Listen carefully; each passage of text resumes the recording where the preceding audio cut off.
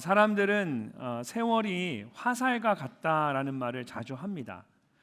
그런데 요즘은 화살이 아니라 세월이 와이파이나 또는 LTE 속도로 지나간다라고 표현해야 맞을 것 같습니다.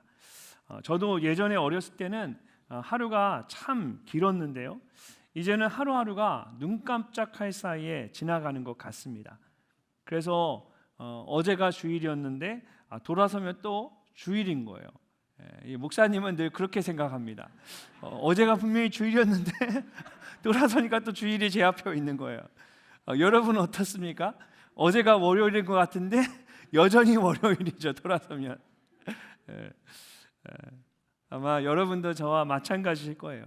새로운 달력으로 한 해를 시작한 것이 엊그저께 같은데 그 두꺼웠던 달력이 이제 2장밖에 남지 않았습니다. 지금 저희 교회 디자인부에서는 내년 달력 디자인에 벌써 들어갔습니다. 벌써 다음 해를 준비하고 있는 거죠. 그렇다고 해서 실제로 시간이 빨라진 것은 아니겠죠. 예전이나 지금이나 이 시간의 속도는 늘 같습니다. 하지만 이제 그것을 느끼는 우리의 마음이 조금씩 달라지는 겁니다. 우리 어린 친구들은 제 말이 도저히 이해가 안 될 거예요. 목사님도 너희만 할 때 이해가 안 됐단다. 무슨 시간이 이렇게 빨리 지나가냐고. 안 지나가는데 하루하루가. 그런데 세월이 흐를수록 이 시간이 점점 가속도가 붙으면서 세월이 흘러가는 것이 아니라 내가 흘러가는 것 같다라고 느껴지는 그런 시간들이 되는 것 같습니다. 정도의 차이가 있을 뿐이지 이것은 예전이나 지금이나 그렇게 크게 다르지 않은 것 같습니다. 실제로 시편 90편 10절을 보면 구약 시대에 이제 시편 기자가 세월의 흐름에 대해서 이렇게 고백을 했습니다. 우리의 연수가 70이요 강건하면 80이라도 그 연수의 자랑은 수고와 슬픔뿐이요 신속히 가니 우리가 날아가나이다. 세월이 정말 날아가는 것 같다라고 우리가 말하는데 제가 보니까 다 성경에서 나온 이야기인 것 같아요.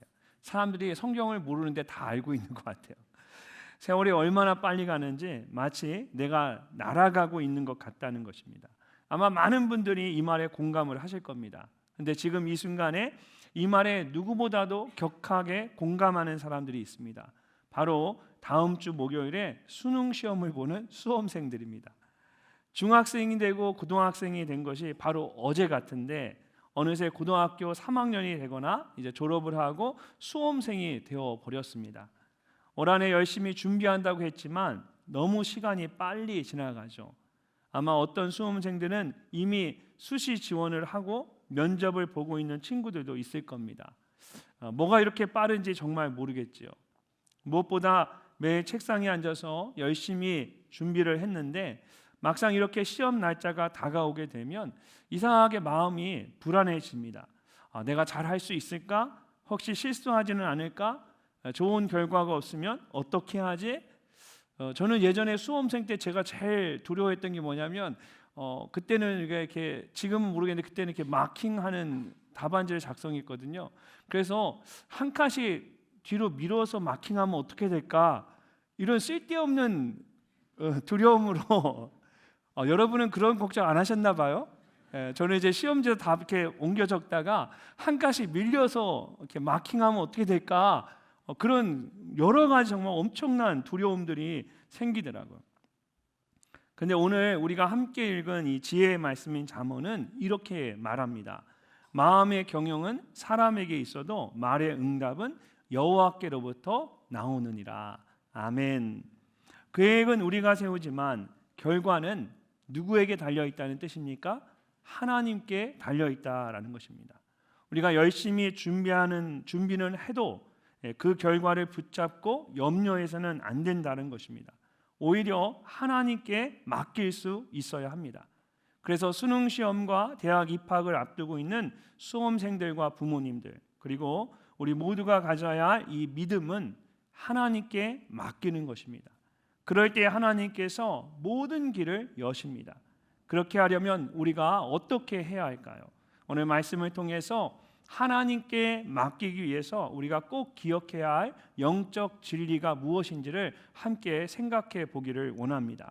첫 번째로 우리의 계획보다 하나님의 계획이 훨씬 더 크다라는 것입니다. 자, 1절 말씀을 다시 한번 함께 읽어보도록 하겠습니다. 마음의 경영은 사람에게 있어도 말의 응답은 여호와께로부터 나오니라. 아멘. 여기서 말하는 이 마음의 경영은 우리의 생각이나 계획을 의미합니다. 하나님께서는 우리를 아무 생각 없는 그런 로봇처럼 만들지 않으셨습니다. 우리에게 스스로 생각할 수 있는 그런 능력을 주셨습니다. 그래서 우리 나름대로 뭔가를 생각하고 계획할 수가 있습니다. 그러나 그런 생각이나 계획에 대한 최종적인 결정은 하나님께서 하십니다. 그래서 새번역 성경이나 공동 번역 성경은 결정은 주님께서 하신다라고 번역을 했고, 현대인의 성경은 그 결과는 하나님께 달려 있다라고 번역을 했습니다. 그리고 영어 성경들은 The answer of the tongue is from the Lord, 하나님께로부터 온다라고 번역을 했습니다. 그러니까 우리가 무엇을 하든지 최선을 다해야 합니다. 깊이 생각하고 계획을 잘 세워서 실수하지 않도록 해야 합니다. 그러나 그 결과는 하나님께 달려 있습니다. 그러므로 하나님께 모든 것을 맡길 수 있어야 합니다. 그러면 누구보다 나를 잘 아시는 하나님께서 나에게 가장 좋은 것을 주실 것입니다. 대학교 입학과 수능 시험을 준비하는 수험생들과 그 부모님들도 마찬가지입니다. 내가 계획을 세우고 애썼다고 해서 결과도 내 마음대로 할 수 있다고 생각하면 안 됩니다. 마음의 경영은 나에게 있어도 말의 응답은 하나님께 있다는 것을 알고 하나님께 그 결과를 맡길 수 있어야 합니다. 그럴 때 더 이상 불안해하지 않고 담대할 수가 있습니다. 저는 개인적으로 미국에 가서 이제 공부를 하면서 이 말씀이 얼마나 중요한 영적 진리인지를 직접 경험할 수가 있었습니다. 처음에 4년 동안 이제 대학원 공부를 모두 마치고 이제 한 학기 만에 박사 과정을 입학할 수 있게 되었습니다. 모든 공부가 다 어렵겠지만 여러분, 특별히 신학교 공부는 철학 박사 과정이기 때문에 굉장히 어렵습니다. 박사 과정에 입학을 할 때에 요구하는 것들이 정말 많습니다. 그래서 그런 것들을 모두 마치려면 입학을 준비하는 시간만 평균 한 2년 이상은 걸립니다. 그런데 제가 한 학기 만에 박사 과정에 입학을 하게 된 겁니다. 남의 일이라고 전혀 놀라지 않으시는데요. 굉장히 특별한 경우였습니다. 미국 학생들도 최소한 1년 이상은 걸리는 거였고, 한국 학생들은 잘해야 2년, 그 이상도 입학하는 데 걸리는 그런 과정이었습니다. 근데 제가 졸업을 하고 한 학기 만에 그러니까 바로 입학을 해서 박사 과정을 시작한 거예요. 얼마나 기뻤겠습니까? 스스로 대단한 사람이 된 것 같았습니다. 다들 깜짝 놀란 얼굴로 저를 쳐다보고 있었거든요. 근데 첫 학기를 시작하고 한 달도 채 지나지 않아서 큰 태풍으로 학교가 모두 문을 닫게 되었습니다.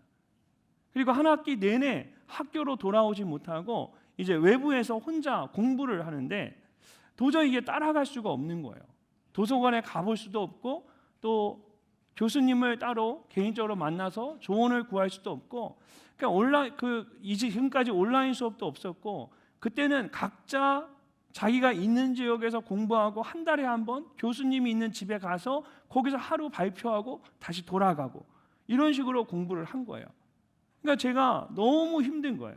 그렇게 박사과정 첫 학기를 다 마쳤을 때 담당 교수가 마지막 모임에서 학생들이 다 가고 나서 저만 따로 부르더라고요. 그러면서 저에게 이런 말을 하는 겁니다. 호철, 내가 너에게 학점을 안 줄 수도 있는데 너가 한 학기 동안 노력한 것이 있어서 일단 학점은 줄게. 그런데 혼자 공부할 자신이 없으면 지금이라도 그만둬. 그렇게 저한테 이야기를 하는 거예요. 그러니까 이 이야기가 무슨 얘기냐면, 내가 너한테 점수 주고 싶지 않은데 네가 한 학기 동안 그래도 애쓴 게 있으니까 그냥 점수는 학점은 최소 학점을 줄게. 그런데 이 태풍으로 인해서 우리가 도울 수 있는 입장이 아니니까 너가 스스로 공부할 그런 자신이 없으면 그냥 지금 그만둬. 이렇게 저한테 이야기를 한 거예요. 그때까지 저는 뭘 해도 못하는 것이 하나도 없었습니다. 시험에 떨어져 본 적이 한 번도 없었습니다. 스스로 똑똑하다 생각했고, 내가 이렇게 계획하고 준비하면 나는 그냥 잘할 수 있다라고 생각했습니다. 근데 처음으로 모든 것이 내 생각이나 내 마음대로 되지 않는다는 것을 경험하게 된 겁니다. 역부족이더라고요. 어쨌든 그 일이 저에게는 하나님의 은혜였습니다. 정말 겸손하게 낮아져서 남은 박사과정을 끝까지 마칠 수 있었기 때문입니다. 그런데 그렇게 졸업을 하면서 또 한 번 제 생각이나 노력대로 계획대로 되지 않는 일이 있다는 것을 또 경험하게 되었어요. 당시에 제가 이제 졸업 이후에 어떻게 될 것인지에 대해서 많은 사람들이 관심을 가지고 있었습니다. 저도 이제 졸업만 하면 뭐든 잘 될 줄 알았어요. 저의 인생 가운데. 당시에는 박사과정을 제대로 마친 목사님들이 많지 않았고 더군다나 설교학을 제대로 전공한 목사님은 거의 없었습니다. 그래서 겉으로 표현은 안 했지만 여기저기서 저를 담임 목사로 모셔갈 줄로 알았습니다. 근데 아무도 부르지 않는 거예요. 심지어 한국에 있는 대형 교회들에도 제가 부목사로 지원을 해봤는데 저를 아는 분이 이미 얘기 다 해놨으니까 지원서만 보내달라고 하더라고요. 그래서 지원서를 보냈는데 외국에서 박사까지 받은 사람이 부담스러워서 청빙을 못하겠다라고 연락이 오는 거예요. 덕분에 그때부터 제가 새벽마다 나가서 기도하는 그런 일들을 시작하게 됐어요. 정말 하나님 앞에 바짝 엎드려서 겸손하게 기도할 수밖에 없더라고요. 그러다가 어느 날 지금 저희 교회 옆에 있는 이제 침례신학교에서 거기에 계신 잘 아는 교수님으로부터 연락이 왔어요. 신학교에서 이번에 설교학 교수를 뽑는데 이미 학교와 이야기를 다 했으니까 지원을 한번 해보라는 겁니다. 그래서 필요한 서류들을 모두 준비한 후에 제가 우체국에 가서 접수 기간보다 2주 정도 일찍 한국에 도착하도록 여유 있게 이제 우편물을 붙였습니다. 그게 얼마나 꼼꼼하게 잘 챙겼겠어요. 잘 준비해서 정확하게 해서 딱 붙였어요. 보통 신학교에서 이제 교수를 새로 뽑을 때는 대상이 그렇게 많지 않기 때문에 그 당시에 이제 미리 서로 이야기를 하고 일주일만 짧게 공고를 해서 접수를 받습니다. 그래서 저에게 연락을 주셨던 교수님께서 이제 저를 대신해서 접수를 할 수 있도록 제가 여유 있게 이제 우편물을 2주 정도 일찍 도착하도록 보낸 거예요. 근데 벌써 한국에 도착했어야 할 그 우편물들이 시간이 지나도 도착을 하지 않은 겁니다. 접수 기간 마지막 금요일 저녁까지 결국 도착을 하지 않았습니다. 그래서 학교 관계자들이 함께 모여서 상의를 하셔가지고 그 다음 주 월요일 저녁까지 일과 시간까지 도착을 하면 접수를 해주기로 한 거예요. 원래 그렇게 하면 안 되는데 하루를 연기해 준 거예요. 그런데 언제 도착을 했을까요? 월요일 다음 날 화요일 아침에 도착을 했습니다. 나중에 제가 이렇게 확인을 해보니까 미국에서 이제 학교 안에 있는 우체국에서 제가 붙였는데 그 우체국에서 학생이 이제 아르바이트로 일을 하고 있었어요. 근데 그 학생이 이제 우편물을 외국에 보낼 때는 나라마다 번호가 있는데 이 우체국 직원이 아르바이트하는 학생이 그 번호를 잘못 기록한 거예요. 국가 번호를 잘못 기록해가지고 엉뚱한 나라에 갔다가 다시 돌아오면서 시간이 길어진 겁니다. 이런 일들을 경험하면서 내가 최선을 다하는 것은 맞지만 그 결과는 온전히 하나님께 달려있다는 것을 깊이 깨닫게 되었습니다. 사실 우리는 우리가 볼 수 있는 것만 보고 생각할 수 있는 것만 생각합니다. 그래서 아무리 깊이 생각을 하고 열심히 계획을 해도 우리가 생각하는 것 같이 좋은 것이 아닐 때가 있습니다. 근데 하나님은 누구보다도 우리를 잘 아시는 분입니다.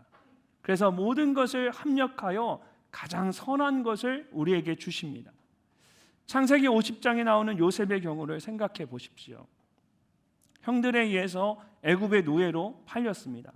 그곳에서 노예 생활을 하다가 또 억울한 누명을 쓰고 지하 감옥에 갇히기도 했습니다. 근데 이 모든 것이 하나님의 뜻과 계획 가운데 있었습니다. 나중에 애굽의 총리가 된 요셉이 그의 형들을 다시 만나서 이렇게 말합니다. 당신들은 나를 해하려 했으나 하나님은 그것을 선으로 바꾸사 오늘과 같이 많은 백성의 생명을 구원하게 하시려 하셨나니. 하나님의 계획에는 요셉 한 사람만 있었던 것이 아닙니다. 그의 형제와 가족 그리고 수많은 사람들을 위해서 요셉의 인생을 계획하고 이끄셨습니다. 이처럼 여러분을 향한 하나님의 계획은 여러분의 생각보다 훨씬 더 큽니다. 사랑하는 수험생 여러분, 그리고 다음 세대와 우리 부모 세대 여러분, 학업과 진로의 계획을 세우는 것은 여러분의 몫이지만 그 계획을 이루시는 분은 하나님이십니다. 하나님께서 이미 여러분을 향해 큰 계획을 가지고 계십니다. 그러므로 나의 계획이 아닌 하나님의 계획대로 이루어지기를 간절히 구하십시오. 하나님의 아들이신 예수님께서도 겟세마네 동산에서 마지막으로 내 뜻대로 이루지 마시고 아버지의 뜻대로 이루소서라고 기도하셨습니다. 이 기도가 오늘 여러분의 기도가 되어야 합니다. 그럴 때에 하나님께서 가장 선한 것으로 여러분 모두에게 응답해 주실 줄로 믿습니다. 두 번째로 하나님께서는 여러분의 중심을 보십니다. 겉으로 보여지는 것도 중요하지만 우리가 열심히 애쓰는 것도 중요하지만 하나님께서 가장 중요하게 여기시는 것은 여러분 안에 있는 마음의 중심입니다. 자, 2절 말씀을 함께 읽어보도록 하겠습니다. 사람의 행위가 자기 보기에는 모두 깨끗하여도 여호와는 심령을 감찰하시느니라. 아멘. 겉으로 보여지는 모습만을 보면 모든 사람들이 잘하는 것 같습니다. 그러나 하나님은 겉모습만 보시는 것이 아니라 그 사람 안에 무엇이 있는지를 보십니다. 잠언 기자는 이것을 감찰하신다라고 했는데 이 단어가 가지고 있는 원래의 뜻은 무게를 달아보다, 저울질하다, 평가하다입니다. 마치 저울에 놓고 무게를 재는 것처럼 정확하고 공정하게 확인을 하는 겁니다. 그러면 무엇을 재는 것일까요? 말씀을 보면 심령을 감찰하시느니라고 합니다. 여기서 이 심령은 그 사람 안에 있는 마음의 동기나 의도를 말하는 것입니다. 그래서 이 말씀을 The Lord weighs the motives라고 번역을 했습니다. 여호와께서 그 동기들을 측정해 보신다라는 뜻이죠. 무게를 재어 보신다. 그리고 새 번역 성경은 주님께서 속마음을 꿰뚫어 보신다라고 번역을 했습니다. 또한 공동 번역 성경은 속생각을 헤아리신다라고 번역을 했습니다. 이처럼 하나님께서는 여러분 안에 있는 그 중심을 보십니다. 실제로 사무엘상 16장을 보면 사무엘 선지자가 하나님의 말씀을 따라서 이제 사울 왕 대신에 이스라엘 왕으로 세움을 받을 사람을 찾아 그 머리에 기름을 붓기 위해서 베들레헴에 살고 있는 이새의 가족들을 만나러 갑니다. 그는 처음에 장남 엘리압을 보고 그 모습이 너무나 좋아서 이 사람이구나 라고 생각했습니다. 근데 그때 하나님께서 그에게 이렇게 말씀하셨습니다. 여호와께서 사무엘에게 이르시되 그의 용모와 키를 보지 말라. 내가 이미 그를 버렸노라. 내가 보는 것은 사람과 같지 아니하니 사람은 외모를 보거니와 나 여호와는 중심을 보느니라. 하나님께서는 겉으로 보여지는 엘리압의 키나 외모보다 어린 다윗의 마음의 그 중심을 보신 것입니다. 사실 다윗은 아무도 주목하지 않는 어린아이였습니다. 여러분, 선지자가 집에 와서 사람들을 다 보는데 근데 혼자서 양을 치고 있었다라는 얘기는 그 가족이 아무도 이 다윗을 주목해서 보지 않았다라는 거예요. 근데 하나님께서는 그런 다윗 안에 있는 이 순수함과 열정을 보신 겁니다. 다른 사람들은 전혀 보지 못했던 그의 깊은 심령을 정확하게 꿰뚫어 보신 겁니다. 하나님께서 사무엘 선지자를 통해서 어린 다윗에게 기름 붓도록 하신 것을 보면 그것을 잘 알 수가 있습니다. 그리고 다윗은 이스라엘 역사상 가장 위대한 왕으로 놀랍게 쓰임을 받았습니다. 사랑하는 수험생 여러분, 그리고 다음 세대 여러분, 사람들 앞에서 어떻게 보이느냐가 중요한 것이 아닙니다. 하나님이 보시기에는 모두가 다 똑같습니다. 제가 처음 미국에 유학을 갔을 때 제가 이제 입학을 했는데 저랑 같이 입학한 한국 학생이 한 명 더 있었어요. 근데 그분은 선교지에서 외국 선교사님과 같이 이렇게 사역을 오랫동안 하셨던 분이에요. 그래서 영어를 참 잘하는 거예요. 함께 입학을 해서 공부를 시작했는데 사람들이 제 말은 한마디도 못 알아듣고 그분이 하는 말은 모두 알아듣는 겁니다. 근데 더 실망스럽고 절망스러운 거는 그렇다고 그분하고 저하고 다른 말을 하느냐, 똑같은 문장을 이야기해도 제가 말하면 못 알아듣고 그분이 말하면 다 알아듣는 거예요. 학생들이 다 같이 모여서 수업을 하면서 중간에 이제 그룹 디스커션을 하는데 저는 아무리나 그래서 what 계속 저한테 그러고 제가 말하면 그냥 건성으로 오케이 하고 넘어가는 거예요. 근데 그분이 얘기하면 다 귀를 기울이고 막 듣는 거예요. 그래서 제가 나중에는 얼마나 낙심이 됐는지 정말 입을 다물고 말을 못 하겠더라고요. 그래서 아무 말도 안 하고 가만히 있는데 한 미국 친구가 저에게 다가와서 말을 걸었습니다. 야, 왜 아무 말도 하지 않는 거야? 왜 가만히 있니? 그러는 거예요. 그래서 제가 그냥 솔직히 이야기했어요. 저 친구나 나나 똑같이 외국 학생인데 저 친구는 어떻게 저렇게 영어를 잘하는지 모르겠어. 그러니까 그 미국 친구가 저를 바라보면서 이렇게 말하는 거예요. 야, 너도 영어를 잘해. 너나 저 친구나 그렇게 차이가 나지 않아. 거의 same이야. 거의 비슷하다라는 거예요. 제가 보기엔 하늘과 땅 차이인데. 그러니까 제가 생각하기엔 저 사람은 엄청나게 잘하고 저는 엄청 못하는 것 같은데 영어가 모국어인이 네이티브 스피커가 보기에는 원어민이 보기에는 이게 마치 도토리 키재기처럼 거기서 거기였던 거예요. 여러분 한국 사람들이 한국말하는 외국인들 보면 어떠세요? 본인들끼리 막 누군 잘하고 누군 못한다고 생각할 거예요. 근데 여러분 보시기엔 어때요? 다 거기서 거기죠. 비슷비슷해요. 그러니까 하나님 보시기에 우리가 누가 조금 낫다, 누가 좀 덜하다라고 말하지만 하나님 보시기에는 다 똑같다라는 거예요. 거기서 거기라는 거예요. 그때부터 제가 자신감을 갖게 되었습니다. 또 그러면서 교만하면 안 되겠다라는 생각을 하게 되었습니다. 수험생 여러분, 남들보다 조금 성적이 잘 나온다고 해서 뭔가 된 것처럼 교만해서는 안 됩니다. 반대로 성적이 조금 덜 나온다고 해서 낙심할 것도 없습니다. 지금은 그것이 굉장히 차이가 많이 나는 것처럼 보이지만 여러분 나중에 보면 여러분이 생각하는 것만큼 그렇게 큰 의미는 없습니다. 무엇보다 하나님께서 그렇게 겉으로 보여지는 것으로 여러분을 평가하지 않습니다. 세상은 그렇게 볼지라도 하나님께서는 항상 여러분의 그 중심을 보십니다. 그러므로 하나님 앞에 늘 겸손해야 합니다. 그리고 끝까지 최선을 다해야 합니다. 그럴 때에 시험장에서도 두려워하지 않고 평안할 수가 있습니다. 나의 심령을 감찰하시는 그 하나님을 생각하며 마음의 중심을 굳건히 하는 여러분이 되시기를 주님의 이름으로 축복합니다. 마지막으로 하나님께 모든 것을 맡기면 결국 하나님께서 이루어 주십니다. 자, 3절 말씀을 함께 읽어보도록 하겠습니다. 너의 행사를 여호와께 맡기라. 그리하면 내가 경영하는 것이 이루어지리라. 아멘. 자, 우리가 가진 개역개정 성경에는 너의 행사라고 되어 있지만 사실 여기서 말하는 이 행사는 어떤 단편적인 행동이 아니라 삶의 전반적인 수고와 계획을 의미하는 겁니다.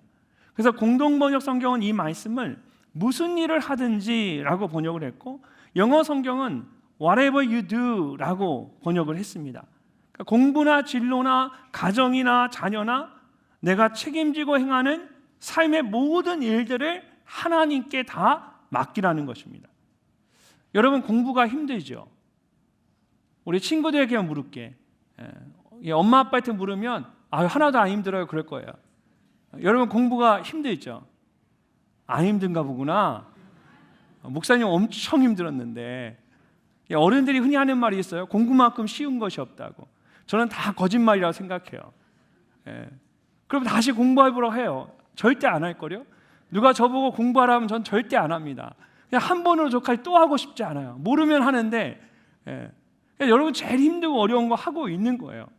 제가 이제 어렸을 때부터 이렇게 보면 어렸을 때 이제 목욕탕에 가면 어른들이 항상 하는 거짓말이 있죠. 아이고 시원하다. 어떻게 목욕탕 물이 그 온탕이 뜨겁지 시원할 수가 있어요. 그래서 하나도 뜨겁지 않다라는 말과 공부가 세상에서 제일 쉽다라는 말은 제가 보기엔 다 거짓말인 것 같아요. 당연히 힘들죠. 어떻게 하루 종일 공부하는 게 힘들지 않을 수가 있겠습니까? 근데 정말 여러분 힘들지 않게 공부하는 방법이 있어요. 제가 오늘 그 비결을 알려드릴게요. 너의 행사를 여호와께 맡기라는 말씀처럼 하나님께 모두 맡기는 거예요. 웃을 일이 아니에요. 여러분 여기서 이 맡기라는 뜻으로 번역된 히브리어 단어는 원래 이제 굴리다, 굴려서 옮기다라는 뜻으로 사용되는 단어입니다. 무거우니까 굴리겠죠. 그래서 너의 행사를 여호와께 맡기라는 말씀을 글자 그대로 번역을 하면 너가 하는 모든 일을 여호와께 굴려서 올려드려라 라는 뜻입니다. 근데 이렇게 무거운 짐을 굴려서 하나님께 맡기는 것은 그냥 떠넘기는 것이 아닙니다. 이것은 하나님을 신뢰하는 것입니다. 하나님을 믿고 의지하기 때문에 나의 모든 짐을 하나님께 맡길 수 있는 것이죠. 그래서 이렇게 하나님께 맡길 수 있다는 것은 정말 놀라운 은혜이고 특권입니다. 저희가 5년 전에 목회를 하기 위해서 이제 미국에서 한국으로 들어올 때 저희 큰딸이 대학교 2학년이었고 둘째 아들이 고등학교 3학년이었고 막내가 아들이 중학교 2학년이었습니다. 큰딸이 이제 대학교에서 공부를 하고 있었고 이제 둘째와 셋째는 고등학교와 중학교에서 공부를 하고 있었어요. 근데 원래 살고 있던 지역에 그 아이들이 있어야 되는 게 고3 아이가 마지막 한 학년을 남고 다른 곳으로 이사를 갈 수가 없는 거예요. 그래서 둘째, 셋째가 원래 살던 그곳에서 이제 아파트에서 지내고 이제 큰 딸이 공부를 하고 있던 대학교에서 이제 동생이 있는 그 아파트까지 한 2시간 정도가 걸리거든요. 근데 매 주말마다 저희 큰 딸이 운전해서 2시간 되는 거리로 와가지고 주말마다 이제 동생들을 돌보고 다시 월요일 날 학교로 올라가서 한 주를 보내고 또 내려오고 그렇게 1년을 지냈어요. 근데 이 남동생들이 참 용감해요, 그죠? 주중에 아무것도 안 합니다. 저희 딸이 이제 토요일 날 오면 그 싱크에 컵하고 다 쌓여 있고 빨래도 다 쌓여 있고 이 남자 아이들은 거의 짐승 수준이다. 얘기해도 이제 대답도 안 하잖아요. 그리고 대학 가니까 좀 이제 사람 구실을 좀 하는데 그래서 걔가 와가지고 저희 아이가 와서 그걸 다 한 거예요. 1년 동안. 그리고 학교 공부를 하고 그러면서 공부를 좀 열심히 해서 잘해서 남들보다 대학교를 또 조금 더 일찍 졸업을 했어요. 그리고 나서 이제 의사가 되고 싶어서 의대 입학 시험을 준비했는데 자기가 생각했던 만큼 점수가 나오지 않은 거예요. 자기가 목표로 하는 그런 메디컬 스쿨이 있는데 거기에 갈 만한 점수가 조금 부족했던 거예요.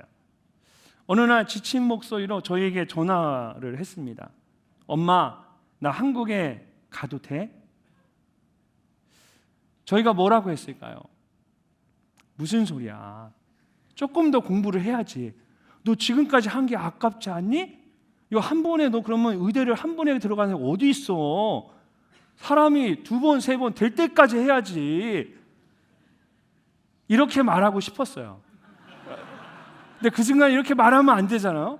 그러니까 하나님이 감사하게도 제가 전화 받지 않고 저희 아내가 전화를 받게 했어요.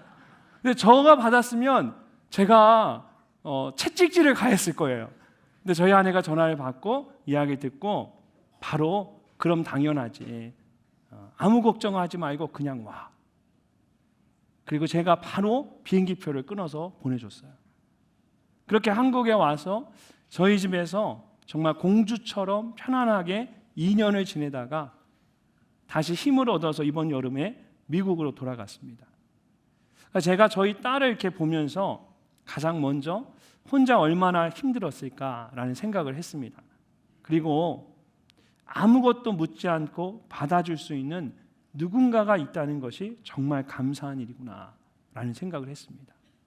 내가 힘들 때 힘들다 말할 수 있고 내가 정말 무거울 때 그 무거운 짐을 맡길 수 있는 누군가가 있다라는 것이 얼마나 감사한 일인지, 그것이 얼마나 큰 은혜이고 특권인지를 알게 되었습니다. 오늘도 하나님께서는 여러분에게 말씀하십니다. 힘들어? 괜찮아. 나에게 다 맡겨. 그럼 괜찮지. 이것이 여러분을 향한 하나님의 진심입니다. 여러분 절대 혼자 힘들어하지 마십시오. 하나님께 모든 것을 맡기십시오. 시험에 대한 두려움, 미래에 대한 걱정, 부모님의 기대, 여러분을 힘들게 하는 그 모든 무거운 것들을 그냥 하나님께 맡기십시오. 그리고 최선을 다하세요. 그러면 하나님께서 여러분의 모든 길을 책임져 주실 것입니다. 성경을 보면 다윗만큼 많은 위기와 전쟁을 겪은 사람이 없었습니다. 그런 그가 끝까지 쓰러지지 않고 이스라엘의 왕이 될 수 있었던 것은 하나님께 모든 것을 맡겼기 때문입니다. 그래서 다윗이 직접 쓴 시편 37편을 보면 다윗이 이렇게 선포합니다. 내 길을 여호와께 맡기라.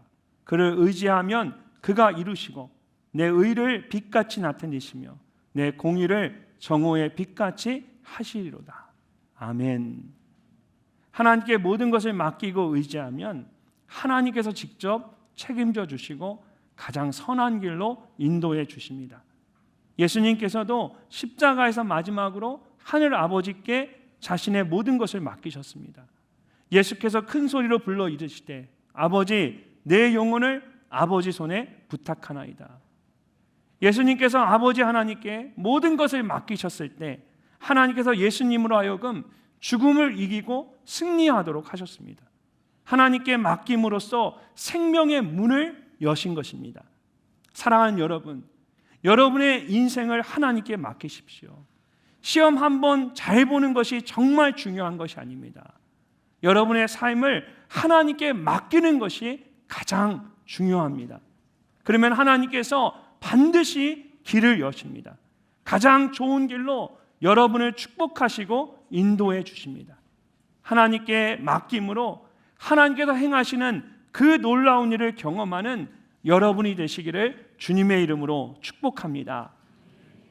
사랑하는 수험생 여러분, 그리고 다음 세대와 부모 세대 여러분, 오늘 우리가 함께 나눈 잠언의 말씀은 단 한 세대를 위한 말씀이 아닙니다. 모든 세대가 함께 믿음으로 응답해야 할 영적인 진리입니다. 너의 행사를 여호와께 맡기라. 그리하면 내가 경영하는 것이 이루어지리라. 하나님께서는 여러분이 생각하는 것보다 훨씬 더 큰 계획을 가지고 계십니다. 또한 겉으로 드러나는 모습이 아니라 여러분 안에 있는 그 마음의 중심을 살펴보십니다. 그런 하나님께 여러분의 모든 것을 맡기십시오. 그러면 하나님께서 직접 그 일을 이루어 주십니다. 여러분의 수능이, 여러분의 인생이, 여러분의 자녀가 하나님이 이루시는 아름다운 이야기가 되시기를 주님의 이름으로 축복합니다.